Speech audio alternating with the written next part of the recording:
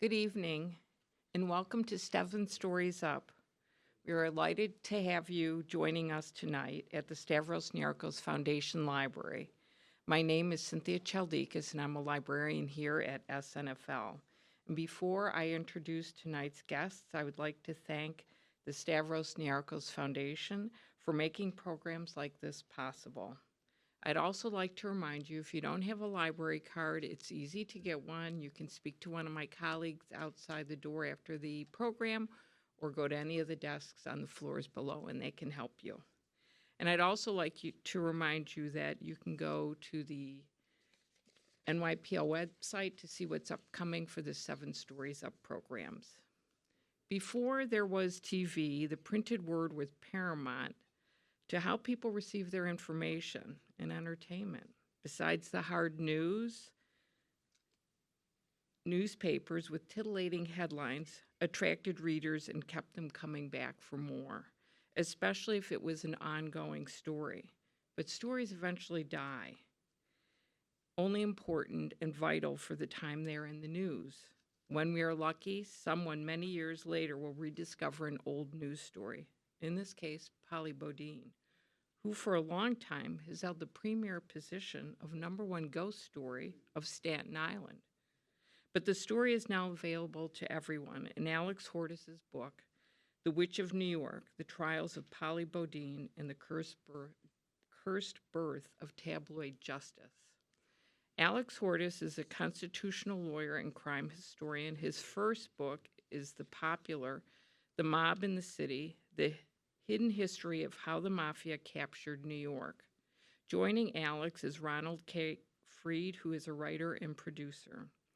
Books will be available for purchase after the event. Please welcome Alex Hortis and eventually Ronald K. Freed. So I thought I would first ask, how many people here will admit to watching true crime documentaries or podcasts? Okay, good. How many people feel a little bit squeamish or queasy about doing so? Okay. Well, my goal at the end of this is to make you borderline nauseous with it because that's my general take on it, having even written a true crime book. So the story begins in Granite Village, Staten Island. It's Christmas night, 1843. It's Graniteville, kind of northwest Staten Island. It's a serene night, and then it's shattered all of a sudden by screams of fire, fire, fire. And so they run to the home of Captain George Houseman, who was away at sea. He was an oysterman, like most people on Staten Island, oystermen and farmers were at the time. They put out a very intense fire. There was heat it was so intense that the resin was rising up from the floor and dripping from the ceiling. The walls were blackened. And they were told that that his wife and child were away. And as they are going through the kitchen and trying to poke out the remaining embers, they hit what they thought was a sheep or a dog. But when they push it to the side, they find out that it's the horrific charred remains of Emeline Houseman and her 18-month-old child, Eliza. This is the scene of the murder. This is the house, Captain George Houseman's home. This is a wood etching of the New York Herald. This, for the new penny press, is like manna from heaven. So what the penny press, the difference between, we had newspapers before, but they either were huge broadsheets, financial papers, or they were like party propaganda pieces. But some entrepreneurs, James Gordon Bennett, Benjamin Day, they decided they were going to have a newspaper for the masses. So they went to night court, the overnight night court, and they wrote up these criminal cases as if they were human dramas. So assaults became these dramatic stories, and people loved it. And it started out actually among working people. New York was actually highly literate, longshoremen, all the rest. But then pretty soon they discovered that the upper classes were sneaking a copy as well. And the idea came along that to hawk the news. You literally are selling news. And I've thought about that concept before.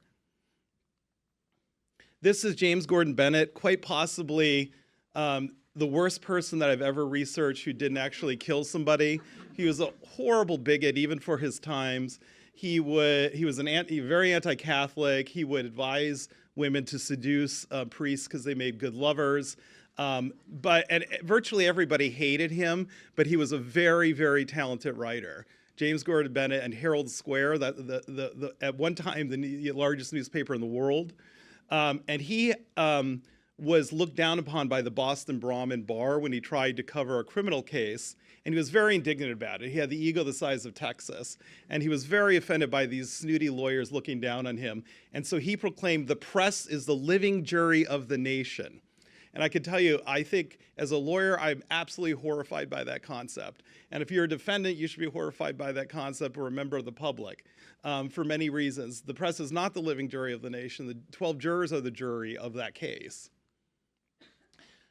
Quickly, the suspicions fall on this woman, Polly Bodine, and he immediately, within a week after the bodies are discovered, points to her as the killer. He just outright says the murderess. And ironically, he writes, they would hang her without judge or jury on Staten Island, even though he was the one who stoked up those fears. He had a remarkable chutzpah. This is a 34-year-old woman. Okay, just keep that in mind. This is not an accurate sketch, okay? And when we look at her, one of the, theories, arguments of my book is she's essentially a witch figure. So what is a witch figure? Well, she didn't, cast spells. We had witch trials. She wasn't tried like that. However, what is she? She is portrayed as an older woman, just sinking in that black ink with the deep etches and the kind of like, calming her hands, vaguely sexual. That's part of the witch stereotype as well. Vaguely sexy, but also treacherous sexy. The crone, sometimes you heard that. And this is a very common recurring stereotype throughout American history. Immediately, they start publishing salacious rumors as facts. She was having an affair with George Wade. Her first husband was an abusive drunk, and he eventually marries somebody else while they're still married and is convicted of bigamy and ends up in Sing Sing. And she comes from a very wealthy family on Staten Island. Oysterman, Dutch, goes way before the founding, of the United States of America, one step removed, from the first Dutch settlers. However, she can't get a divorce. In New York, the only way to get a divorce was adultery at that time. And it's very difficult to prove, so she's stuck.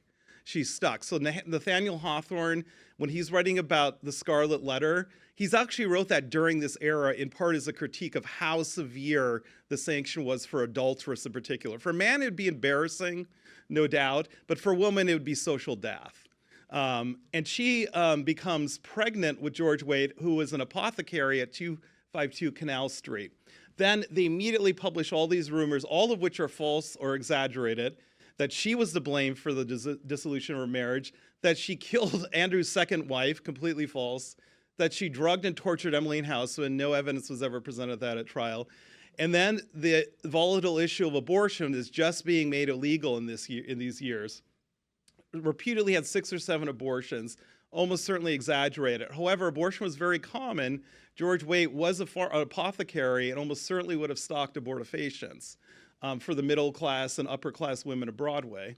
And that so when she is captured, she flees and she runs through Manhattan when she becomes a suspect. She's in prison and she has a stillbirth in prison with her 8-month-old son of George Wade. And when the press got a hold of that, of course, you couldn't think of a worse harlot to have a child. And they made it even worse, though, and they claimed that she committed infanticide and that she confessed in jail. All false. So we're off to the races. The precedent for true crime is being set here in Polly Bodine. Just run the damn story. Doesn't matter if it's true. You would need eyeballs and clicks. Today, we'd say that. Back then, you sell as many copies as you can on these streets. Around here, this would have been a rural area, actually.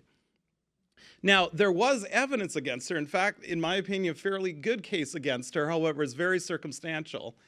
This is a note that she sends to George Wade. The crucial pieces of her evidence are she's the last person seen alive with Emeline Houseman. She stayed overnight at their home, which was not unusual because Emeline was nervous when her husband was gone. The next day, nobody sees them, none of the churchgoers who always saw them never saw them sitting out there outside their house in Granite Village, Emeline and Eliza. And then she goes into New York City. This is all over Christmas, by the way, which added to this.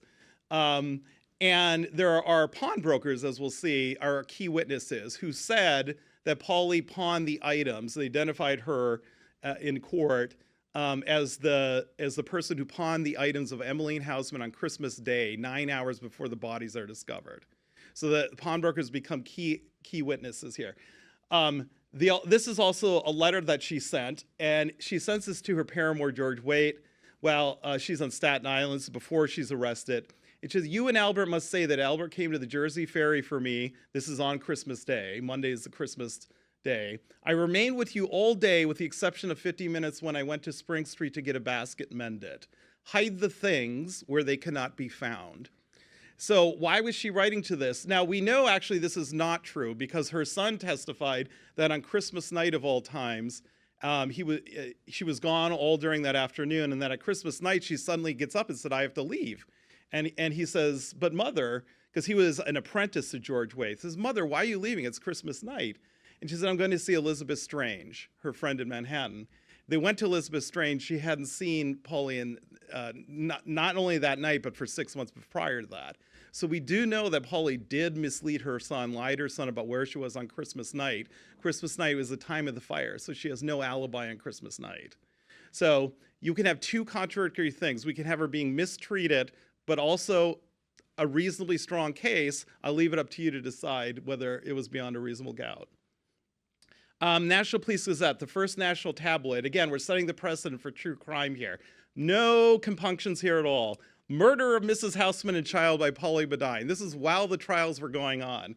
And look at her, the witch figure again, this evil woman leaving the children during a burning fire. And this is distributed on the streets of New York during her trials. So they don't care about prejudicing the jurors. Edgar Allan Poe gets into the act. Edgar Allan Poe was a true crime fan of what we would call now. He used to love to read the newspapers and then solve the crimes. And he, if you remember his Auguste Dupin novels, they're always, the police are dunderheads. But if you have ratiocination, at least if you had Edgar Allan Poe's abilities in his mind, you could solve crimes just by reading the newspapers and then coming up with deductive logic. And he had made up his mind as soon as the trial was about to start. So this woman may possibly escape, for they manage these matters wretchedly in New York. So he's already made up his mind. On the trial in Staten Island, I can't get into the trials too much because we have too much to talk about. There's a hung juror. There's literally a runaway juror who jumps out of the window and runs away he's an eccentric guy. And he later said, "Well, why wouldn't you convict?" He's a whole lot jury. He said, "Well, I need circumstantial evidence in the fourth degree," which meaning 4 witnesses. Complete legal gibberish. But in any event, so they have the brilliant idea, they can't get a fair jury in Staten Island, so they have the brilliant idea of moving it to Manhattan. The center of the belly of the beast for the tabloid press and for the penny press. And P.T. Barnum gets into the act. So at his Old American Museum, the trial is actually held at City Hall in New York. They used to hold big trials there in the ornate rooms. And the American Museum is only 2 blocks away. So he puts in this wax figure of Polly Bodine that he calls a faithful representation of the celebrated Polly Bodine. It was not faithful because children would have nightmares for years later about that wax figure. And we don't have an etching of it, but it was apparently horrid, like as she's like killing them. And he's selling this tickets while she's on trial 2 blocks away. He was actually against the death penalty, but he had no compunction about endangering her life to sell tickets, If you ever saw The Greatest Showman, that's propaganda, okay? Like, P.T. Barnum was a nasty individual, okay? The women treat it like gala night at the opera. They dress up in the trial, and they compared it. They said Polly was like, the diva who didn't want to perform. She was, really harried at that point. It was just really, devastatingly tired by it, and she looked like a gaunt skeleton. But all the upper class women would come and dress in their greatest fineries, and they'd bring lunches. They'd treat it like dinner theater, and they'd watch and they'd fight. There was actually a near riot the first day. They had to beat people down to try to keep them out. The mayor of New York at the time sat in on the trial. He was in a tight re-election campaign, so it was good anti-crime kind of message. And this was the talk of Manhattan. This was read as far away as Missoula, Manhattan, from Manhattan to Missoula, all the way down to New Orleans. It was the talk of the entire country because it fueled somebody's passions. Who would kill an 18-month-old child on Christmas and her mother? I mean, that really, I mean, part of true crime is it stokes, people want justice. You know, there's nothing wrong with that exactly. You know, there's a reason why true crime is popular, both the lured and the sense of justice. So I mentioned the pawnbrokers, and this is David Graham. And embarrassingly, he was one of the first professors at my alma mater, but he was a brilliant defense attorney, but also just a ruthless, he would do anything to win. And what he comes up with, there are 4 Jewish pawnbrokers. They happen to be Jewish. It was not uncommon at the time. And so, and they all identify her as being the person who pawns Emeline Houseman's items. And there was no dispute that those were Emeline's items on Christmas Day. They were also immigrants from Europe. And in Europe at that time, there was called the Oath Mori Judico, the Jewish oath. And this is, I learned this through reading the book, and it is just truly horrific. They would make Jewish witnesses stand on pigskins and recite this long, elaborate oath because they didn't trust Jews. They didn't want Jews to testify in cases. So these pawnbrokers, there was one in particular from Germany, and he wouldn't take the oath here. And because of, I suspect because of this, there is biblical prohibitions on swearing oaths. So David Graham completely exploits this. And so when you read the newspapers, this was shocking for me. Maybe it shouldn't have been, but it was. He would continually refer to Polly as a Christian woman. And would you trust the life? I would not trust the life of a Christian woman to the word of a pawnbroking Jew. That's what he just said that in court. He outright said that in court. And so another aspect of true crime, unfortunately, is that defense lawyers will do anything. And part of that may be exploiting divisions, you know, ethnic, social, racial, anything divisions to win. This is one of our heroes, though, Judge John Edmonds. His jury instructions, he didn't have to do this. It was not, you know, there was casual anti-Semitism at that time. But he said, you know, during the jury charge, I know nothing of the habits, character, habits, or religion of the Jews calculate to call upon us to disbelieve their testimony any more than that of Christians, or justify for a moment the act of passing a wholesale condemnation on any class in this case. So I thought that was really heroic. Now, during her trials, the press is obsessed with her looks, and this is something we also see with true crime, particularly female defendants. These are all supposedly of Polly, the, you know, virginal early Polly in early life, and then, you know, the evil version of her there. The third one is probably the most accurate, and this is from a book of phrenology. They claim that the shape of her face and nose showed she was incapable of love. This is one of the most lurid things I ever read anywhere. So this pamphlet was distributed. So in Manhattan, she is convicted. However, it goes up onto appeal, and the New York Supreme Court held at the time that her right to a fair trial was violated. Because they were reading these same newspapers, and they said that the defense wasn't allowed to ask enough questions of jurors. Why, you know, what did you read? Why did you read it? You know, what did you form impressions of that? So it becomes the first case that I'm aware of that transfers a case because of press prejudice that caused by the media. This was sold on the streets of Newburgh, New York, the site of the third trial. And it is a fictionalization, a scandalization of Polly Bodine's early life. So according to this pamphlet, which is actually here at the New York Public Library. According to this pamphlet, she had all these affairs. She was going up and down the East Coast. Remember, she has 2 young children. Going down the East Coast, having affairs with Frenchmen. It's always Frenchmen. And like, you know, doing all these awful things, seducing married men and all this, and has this long, elaborate thing. And it's actually a fairly well put together production. And then it gets to this, the very low point. Now, this didn't happen. Supposedly are the hairs of the children, of her own children, that she killed in infancy, of infanticide with George Wade. They see supposedly the girls, boys, the years and the dates that she killed them. And at some point they say infanticide, and then they alternately say abortions. It's really not clear. But I mean, this turned people off in Newburgh, actually. So while the press was totally against her in New York City, in Staten Island, it flips. It goes the other way in Newburgh because people are just appalled by this. And they're like, there's too much. I mean, and by then she was near death anyway. Walt Whitman saw her on the streets and said that she's not going to survive the trial. That's what he thought. And so she actually is acquitted in Newburgh.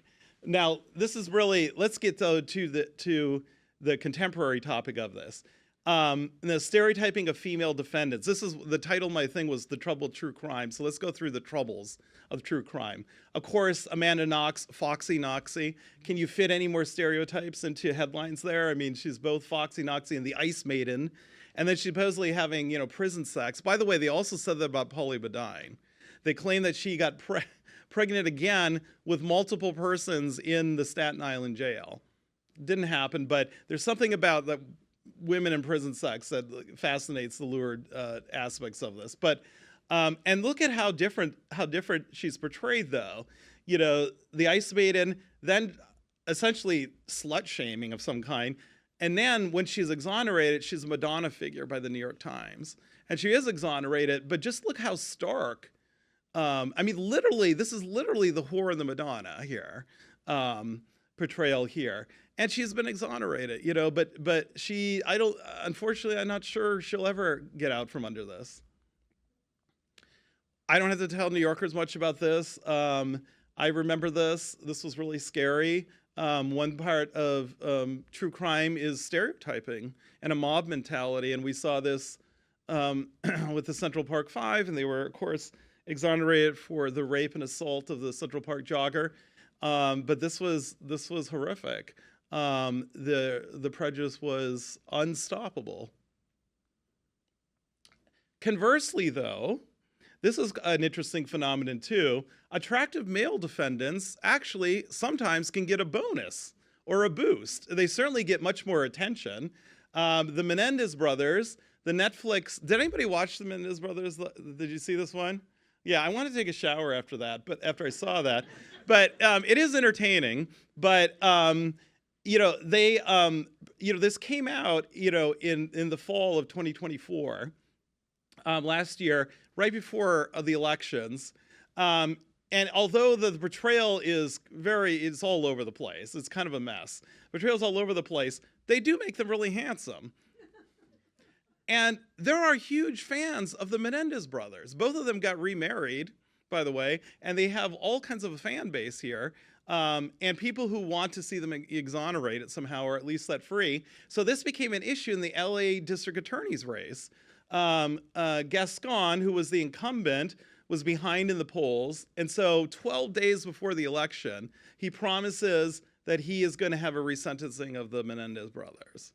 And he thinks that they essentially should get a reduced sentence. Why? Well, he's claimed that it wasn't influenced by politics. The other guy said it was awfully suspicious timing. He loses, and then the new guy comes in and says self-defense claims are complete lies. So another part of true crime, it becomes this weird politicization of cases as well. Now, this is prestige true crime. This is a little bit different beast. This is a brilliant documentary. Have people seen The Thin Blue Line? How many people have seen it? Okay. This is a really brilliant documentary. It was controversial even at its time, but to his enormous credit, he actually did exonerate Randall Dale Adams for allegedly killing a police officer in Texas that he was exonerated from. And he had this really compelling documentary, wins the Academy Award, and most importantly, he is set free, and he's an innocent man. He died a few years ago, Randall Adams. And Errol Morris himself has tried to replicate this with not as good of effect. He has not been able to do it again. In fact, there's a new documentary about his unsuccessful efforts, very meta, because he's like talking about how he wants to get it, but he's not able to. But the problem with this is everybody's been chasing this ever since, because it's such a compelling thing to use art to exonerate and free a wrongfully convicted person. What's a more compelling moral case? What's a more compelling story than that? The problem with this, though, then, if you made a documentary, and I experienced this in writing my own book, if you make a documentary and your storyline is the person's obviously guilty, everything I found points to their guilt, and they got it right the first time, nobody's going to read that. Okay. Alternatively, you could do a straight documentary, but you're always going to have to withhold facts to some extent to keep the reader interested or to the viewer interested. So I want to see a New Yorker cartoon. And they bring you in. We're going to solve the crime together. So I want to see a New Yorker cartoon where somebody's sitting in front of the sofa and says, "Hey, honey, come here. I'm watching Netflix and we're solving a crime together." Because that's the idea. They lure you. It's a very effective storytelling. So one of the storylines that they've been trying again and again and again is, I'm going to exonerate somebody. Which, look, there's noble journalists. There are people who have exonerated people. But honestly, it's much more because of lawyers that are doing really hard work and DNA testing. It's really not documentaries very, very, very, very few times. The other compelling story is, I'm going to solve a crime that's never been solved. Right? So I'm going to do that. I can solve, and where do we hear that? Edgar Allan Poe. I'm going to solve a crime. The police are dunderheads, and I'm going to, go through the evidence and use my logic, my brilliant logic and my art to solve a crime. So, Making a Murder. How many people watch me? I have chosen two prestige dramas that are probably the most popular shows, so to try to get as many people. So who saw okay. This had Game of Thrones numbers, 19 million viewers in the first 35 days, enormously popular. But the problem was they left out some facts they sacrificed some facts for storytelling. And there were criticism that started fairly soon when people who actually dug into it and found some of it. This is, the trouble, leaving out facts inconvenient to the story. Because they're essentially, if people remember, Stephen Avery was convicted of murdering Teresa Hellbeck, a photographer, on his property in Wisconsin. He ran a junkyard. And the defense theory is it was a complete setup and plant by the police. I kid you not. That is the hypothesis. Because he had actually been exonerated, bizarrely, for a case years earlier. And so they have this theory that the defense had this theory that somehow they're going to, they're trying to set him up. Somehow her body is found 20 feet from his mobile home. This is what they left out. This is what they left out. Key evidence.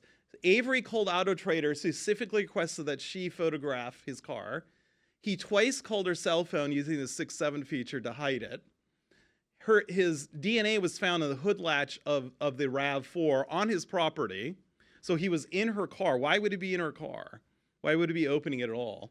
And then this is, I think, the most crucial. The bullet of Hellbeck's DNA was found in Avery's garage, and it matched the barrel, the bore rifle of his rifle that hung over his bed. All of this completely left out of Making a Murderer. But what did Making a Murderer do? Had millions and millions of people convinced that the Wisconsin police had set him up, and this was an innocent man who was being railroaded. It's really troubling to me.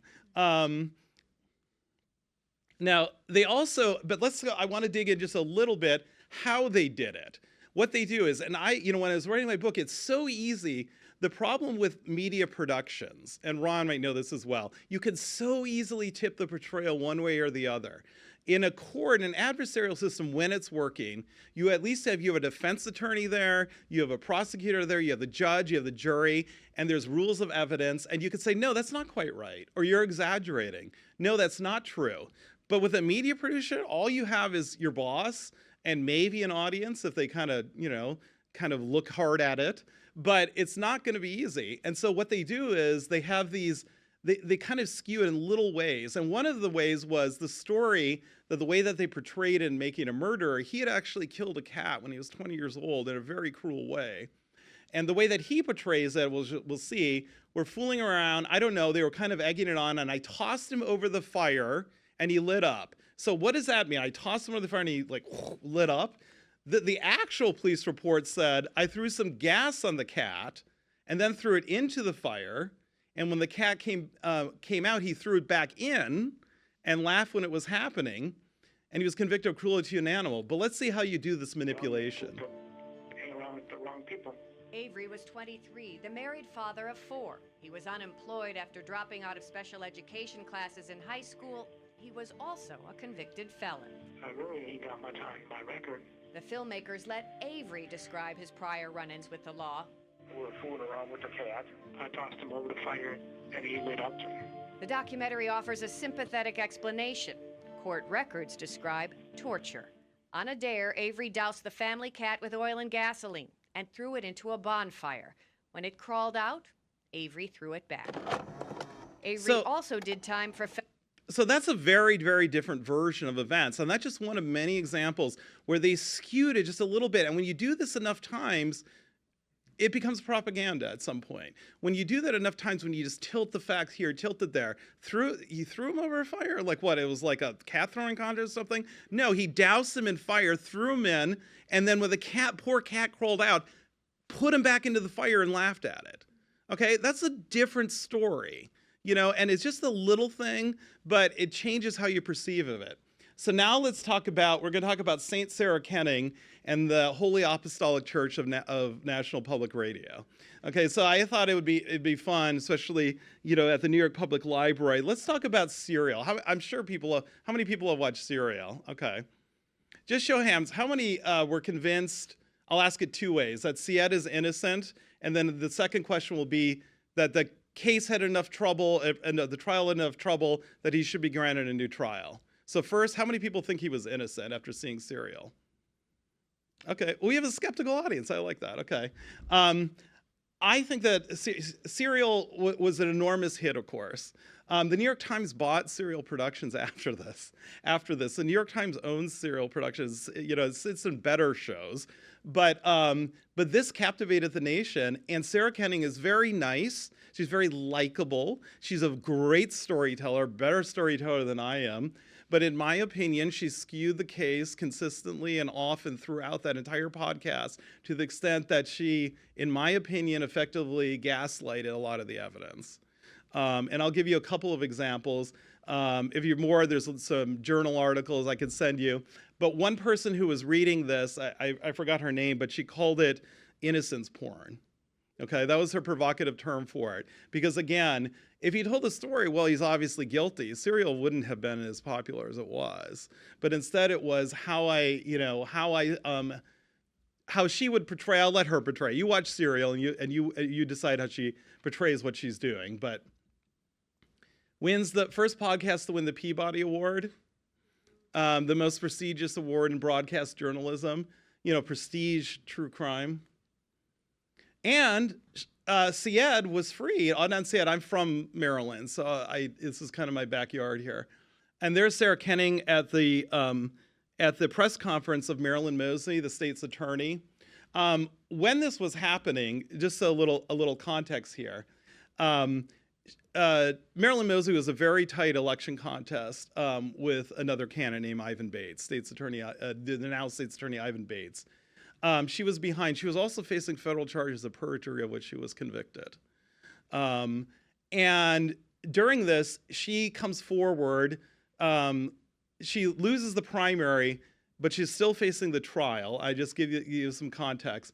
And she announces that they had done a review, and there was a new investigation. They reopened the case, a new investigation, and there are alternate suspects that they believe in. Okay, there are alternate suspects that they suspect.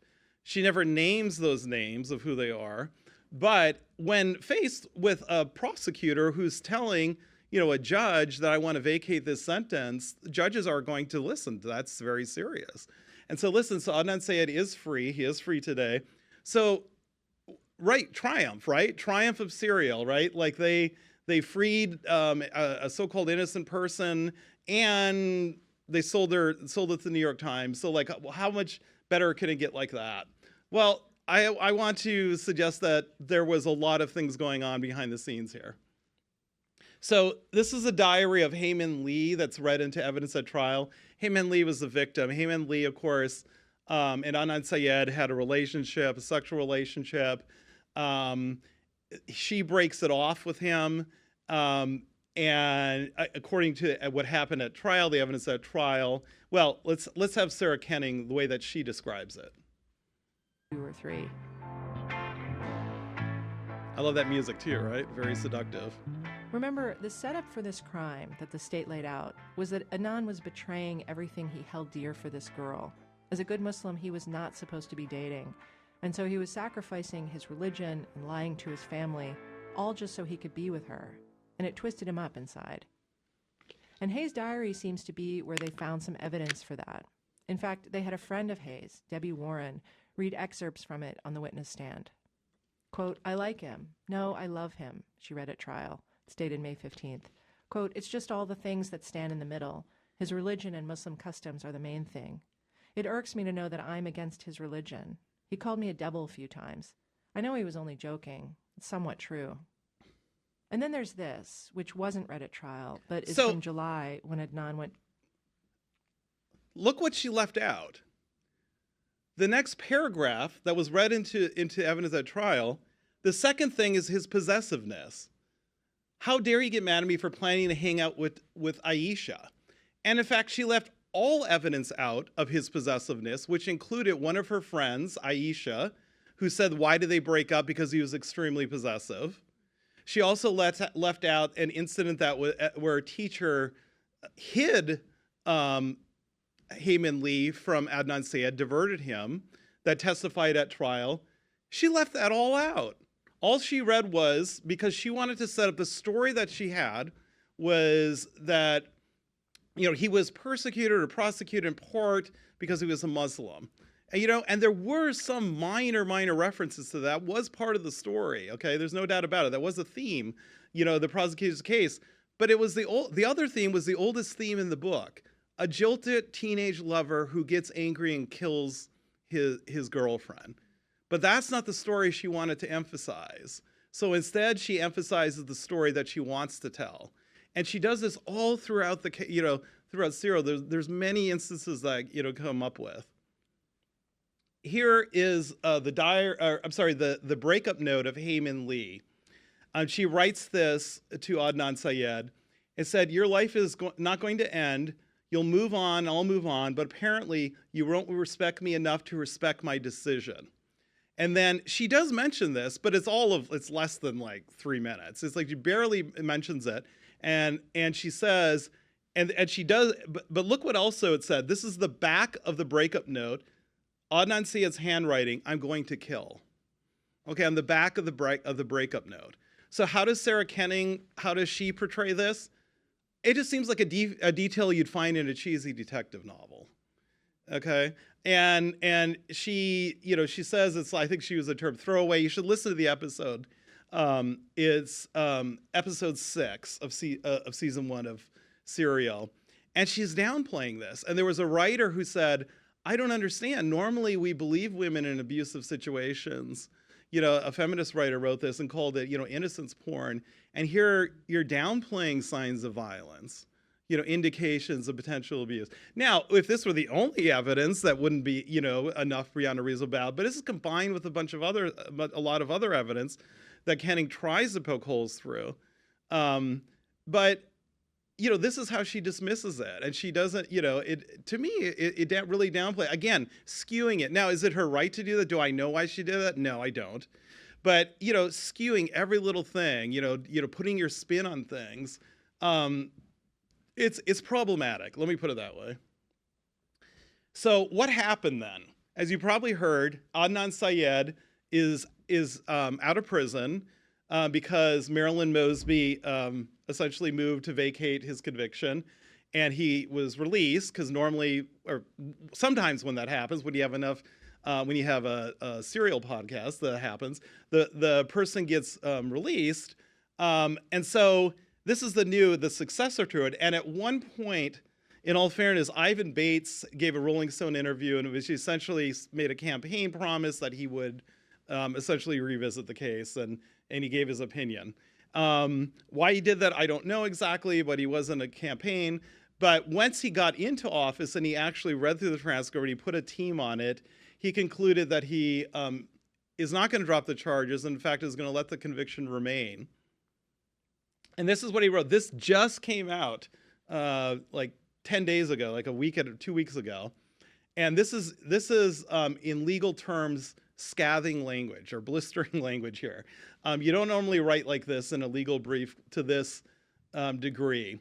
But what he said was, because in order to vacate a judgment in a criminal case, you have to show it's unreliable. Not actual innocent, just unreliable. He concluded he could not do that. And what he said was, This court cannot adopt the false and misleading statements and unsubstantiated conclusions in the motion to vacate judgment that the state, Marilyn Mosby, violated its Brady obligations in State versus Yed. Indeed, as a moving party, this office is compelled to bring the false and misleading statements to the court's attention. And then it makes a note about remember the investigation? Marilyn Mosby said there was an investigation, alternative suspects.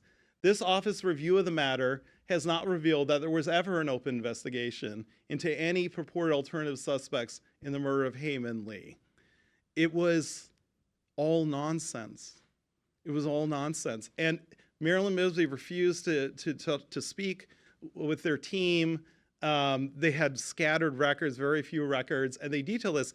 I encourage you, if you're interested in serial, read. It's an 80-page motion. He details all of the problems with the supposed problems of the case, and it's very, very detailed. And he did the right thing, in my opinion. He did the right thing. So the conviction stands, but he is resentenced. And I always think about Heyman Lee's family is still alive. So Heyman Lee had to sit through years of the Serial podcast, watch Sarah Kenning essentially say they got the wrong person, and essentially see her sister's killer, get out, and was sitting there and watching all this happen. I can't imagine how lonely they must have felt. And I think that that's another trouble with the trouble of true crime, is that in cases there still are people who are alive who are affected by it. So that's it. And I'll have a discussion with my friend Rod Freed, who is a producer. We've worked on some Mafia production together and is a very good writer. Folks, I just want to say, welcome. I want to add, we're not going to have a lot of time for questions, so start thinking of your questions now so that they're really, really good. Probably have time for about 2. Over to you Okay, guys. great. So I've never worked on a true crime. I don't want to brag, but Okay. I've never worked on one of those shows. But I've worked on a lot of TV shows for 50 years. And I think that the attitude of a producer towards a crime is almost, one should assume that it's exploitative and wait to be proven otherwise. But given all of the qualms that you have about how true crime stories are told, what did these examples do that you wanted to be sure not to do when you decided to write about Polly Bodine? So that's a great question. I have to admit, I struggled with that. I wrote a true crime book, Guilty as Charged. I wrote a true crime book, and I had to write a compelling story as compelling I could make it. I'm not sure I actually succeeded in avoiding all this, but my out, and I'll just tell you what my out, which I told myself, was everybody's been dead for well over a century. The case is all settled. There's no family members that'll be harmed by this. I didn't do the most graphic things that I could have done. And in my own way, I did say at the end, I think she was guilty. I thought she was guilty. So I didn't hide. I was objective. The economist said, well, Hortis says, that she probably did it. However, there's a reasonable doubt. Fair enough. I'm happy with that. I'm not sure I succeeded to it, but also my other rationalization is I'm critiquing it. So right. If you're going to take any of these cases, you have to tell a story. And that's just the reality of it. Yeah. And so, that's the best answer I can give. It's imperfect. So you are a counsel to a major American university. You honors graduate of NYU Law School, and you clerk for a federal judge, and you're a very nice guy. What draws you to crime? I think like any other person. You wrote a book about the mob as well. What draws us? So I worked for Jim Jacobs at NYU on a mafia book, and I was fascinated by it. I think it's fascinating, right? It is fascinating. Violence, who can do this? Do we have it in our heart of darkness? Who's capable of this? And also a sense of justice. I will say this in my own little self-defense. I hated the mafia, so I critique the mafia as if I hated them. I hated the press, the way they do this, so I hated James Garrett's Ben. I'm full of hate. And so I did my best to critique it, but I'm fascinated. I'm just another American who's fascinated by the idea of crime, and I'm not sure I know why. Right. You also talked to me on the phone about how tabloid television can undo what is clearly an example being there was this horrible film made about the murder of George Floyd. Yeah, I didn't put it in this case, or in this because we didn't have time. There's a horrible, probably the worst one of all. The Full of Minneapolis. I'm from Minneapolis, and it's written by, frankly, a very right-wing point of view. And essentially, I watched that trial very, very carefully. Does some of these same techniques. It leaves out things, it skews things. I find it very, very troubling by that. And so it can go, any direction in how they do it. I was appalled by it too, though. I just didn't have enough time to talk about all of it. One of the really interesting things about the book is how much has changed in criminal law and how much hasn't changed. And one of the things that didn't change, which you point out, is that she came from a very wealthy family, so she could build her own dream team of lawyers like O.J. Simpson. Can you talk about that a little bit? Yeah, look, the reality is that there are really superb trial lawyers that have that innate sense, that feral instinct for a jury. And they're just really good. I'm not one of them. And there's also people who are just very good proceduralists. And the truth of the matter is, when you're that talented, you get the results that David Graham did. He defended everyone: Madame Restell, the abortionist; Samuel Colt, the brother to the gunmaker for murder. You do get better form of justice. I know a handful of lawyers. If I was ever in big trouble, I'd want to hire. Don't know if I could afford all of them, but I would. I know they are. You do get a better form of justice. I don't know what they're, just that's the truth. So universally, money buys justice in the United It doesn't States. always work. Right. It doesn't always work. We had some counterexamples, of course. Right. It's not a sure thing by any means. But the first instance in this case, she had a forensic expert. Yeah. I mean, we barely had forensics, and she hired a forensic expert because her family was wealthy. I don't think she would have survived or been acquitted without David Graham Jr. Yeah. One of the things that that has changed a great deal, rather, is how juries were sequestered. Could you just talk a little about that? So we didn't have the sequestration like we do now. They weren't fed, actually. That's my favorite in part thing. because they wanted jurors to reach a decision. Jurors are hard to hold together. You have runaway jurors, right? I mean, murder trials, this is extraordinary. Most murder trials are a day or two. Abraham Lincoln had these cases where they're, murder case a day or two because they're worried about the juror just leaving, and it's very hard to hold these cases together. Right, and Staten Island, the jurors, when they were sequestered, they had to sleep upstairs in the courthouse. You sleep in it, and here at City Hall, not air conditioned, okay, in this middle of summer in June 1845, not air conditioning, surrounded by these beautiful, paintings of George Washington, and it stunk to high heaven, and they were out of food, and they had to sleep on these old wooden benches, and it was horrible. I would think that would be an inspiration to quickly arrive at a... I think that might have been, yeah. Yeah. And also, of course, all-male juries. Could you talk about the psychology of why an all-male jury might wish to convict or might want to save a fallen woman? So it can go both ways, of course. We had witch trials, and there's awful lot of misogyny. But we did see, in this case, a very strange inversion where women were her worst critics. And I've heard anecdotally from criminal defense attorneys that in certain cases, women are harder on other women. And there is actually a chivalric kind of impulse sometimes among male jurors, and they definitely appealed to David Graham, definitely appealed to that. She was seduced in the snares of the city and had all these awful influences, these Jewish pawnbrokers and these abortionists and these Irish gangs, and she's this Christian woman, and it seemed to have worked. There's definitely a chivalric element to it. And I'll get a signal if there are questions from the... You're going to give me a signal? You ready? You want another minute or two? And then we'll go to questions. Sure. Okay, great. So can you talk a little bit about what happened to Polly? Because she was like O.J. Simpson. She was both acquitted but convicted in the court of public opinion. So she was this in a very precarious place. And one of the things that's striking about the book is there's this silence in the middle of it. And it's Polly. We almost never hear from her, except for the thing when she's finally acquitted. What does she say? It's a great story. She says, "Can I sue Barnum now?" Like her first instinct, she turns because she was a little bit vain, and she really, and look, I wouldn't want a wax figure like that. And so she was a little bit vain, a little haughty. I wish she had testified, but she didn't. So every single thing she ever said is in the book. However, you're right. I wish I could get in her head. The other problem is if you get into a defendant's head, then it's like, well, I'm glad that they didn't find this evidence. Or you can't only can go so far because they presumably know if they're guilty or not. So you can't I don't have a basis for that. I don't completely make things up like that. So, and so she was a recluse for reasons I don't fully understand, stayed on Staten Island and outlived everybody, lived another 40 years. Everybody died, literally all of her enemies died. And she just lived actually with her son and her daughter in this little house in Castleton.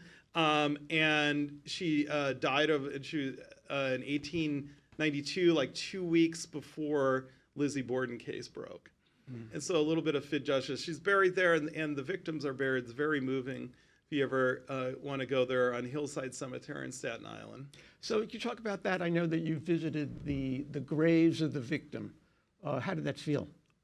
I mean, look, I don't put in the book because one thing I didn't want to sound exploitative like that. Right. So I didn't want to have a picture of me smiling with the grave or something, or like saying I'm going to be the valiant hero of Emily, nonsense. But I will tell you the truth. When I was there, it was truly moving because I'm writing about these people as if they're characters, and then there's the grave from 1843, and it's the thin grave. They're buried together in the same grave, Emeline and Eliza. It just says their names on this small little kind of decrepit cemetery, and it was quite moving because it was like their lives were cut short by this, and all this other stuff was just noise, and so it was moving. And I haven't said this before publicly, but like I did tell my wife at the time, I kind of quietly vowed, you know what, I'm going to say Polly did it.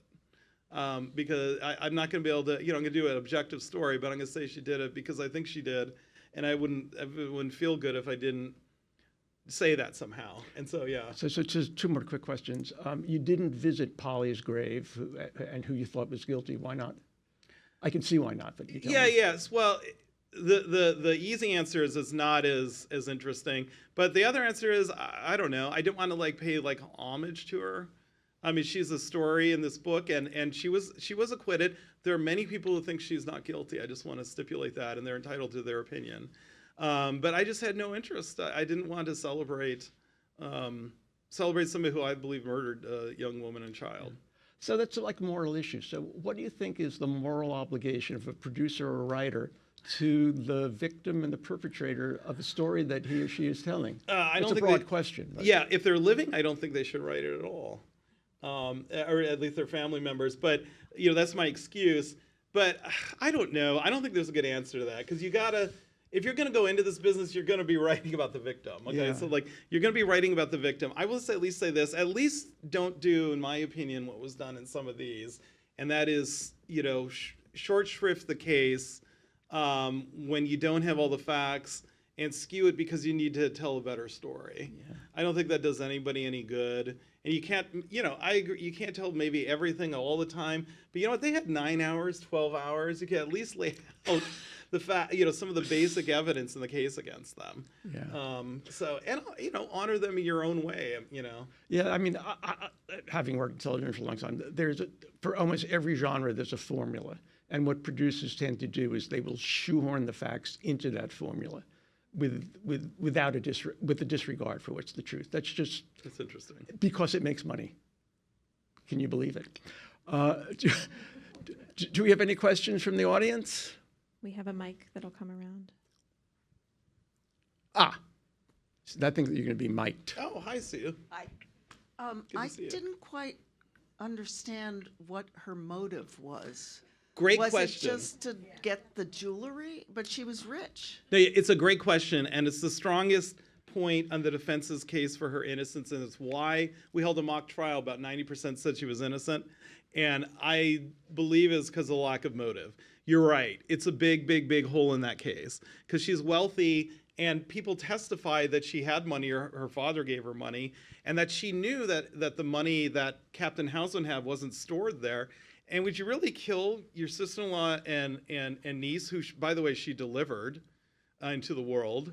Would you really kill them over what amounted to less than $1,000 in today's prices for pawned items? That is the biggest hang-up. The defense kept hitting it. And so that is the biggest case. So if you want, and you're entitled, people are entitled to their views.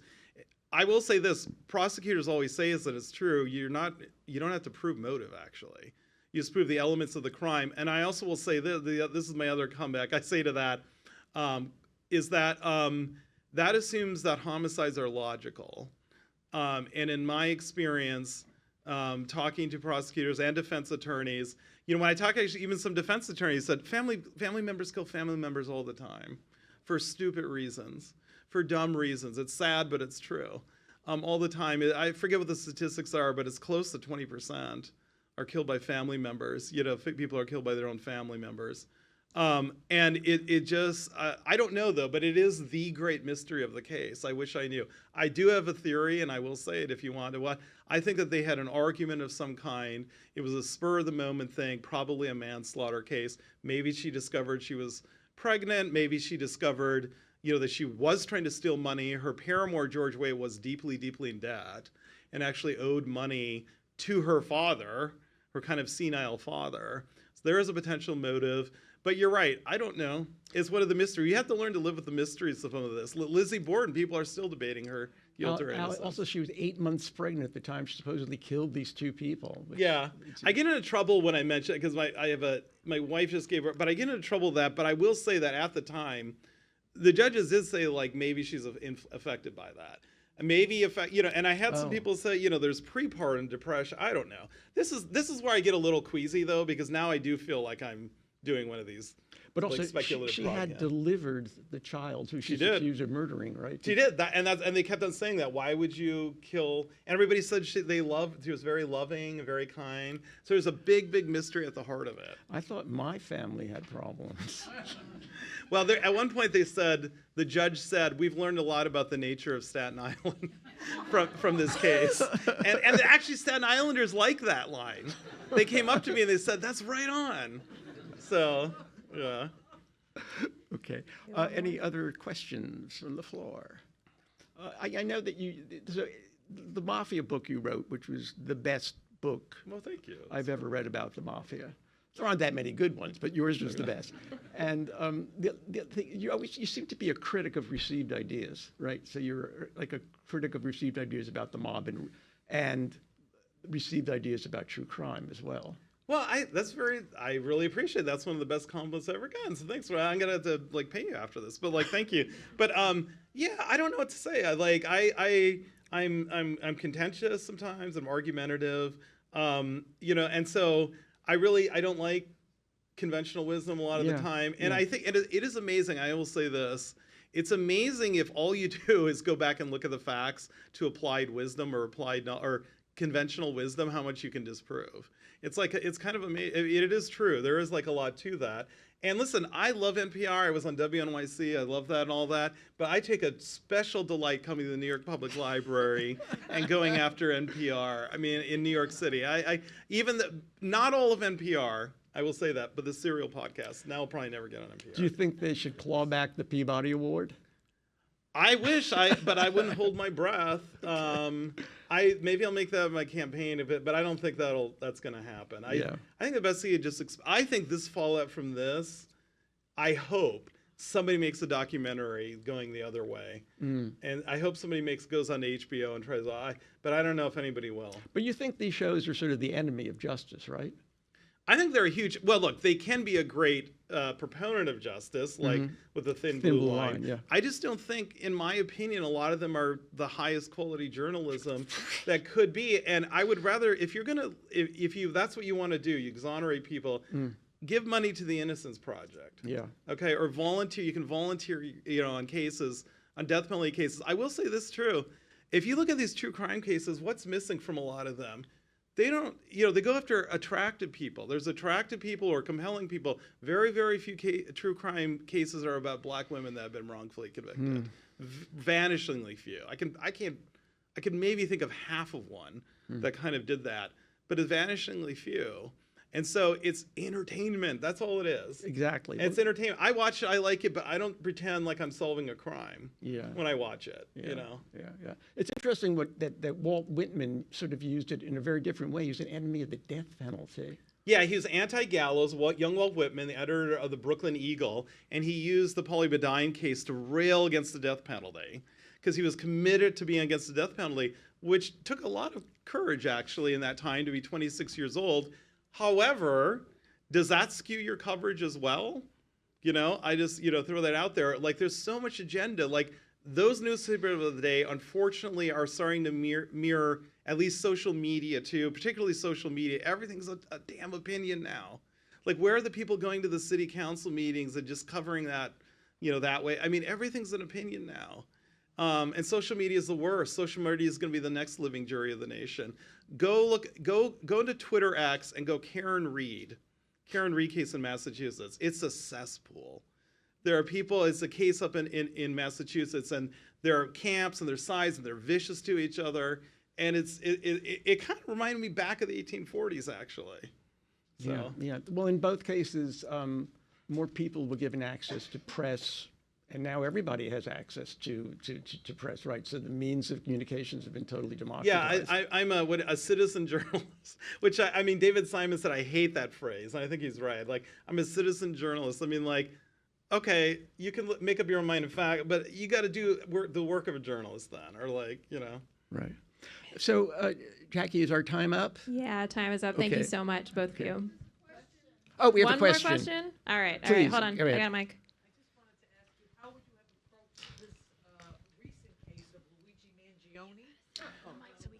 Okay, so very provocative ending question here.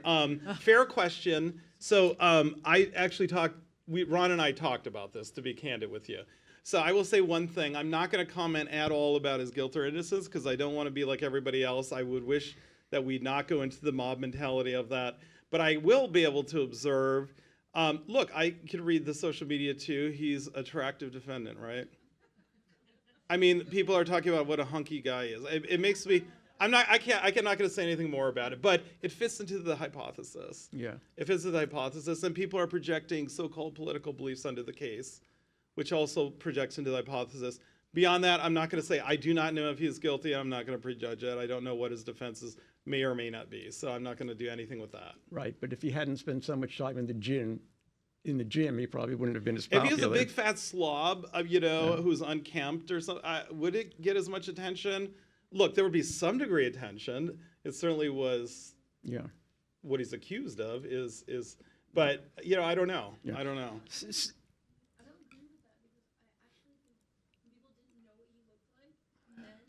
That's true. Fair enough. Fair point. Fair enough. So while Fair Alex point. was speaking, I thought of this quote, which is, it's very strange to think, but Oscar Wilde was actually in Missouri at the time that Jesse James was killed. And Oscar Wilde wrote to a friend, Americans are certainly great hero worshippers and always take their heroes from the criminal classes. Thank you. Thank you so much for coming. I really appreciate it. Thank you so much. Thank you.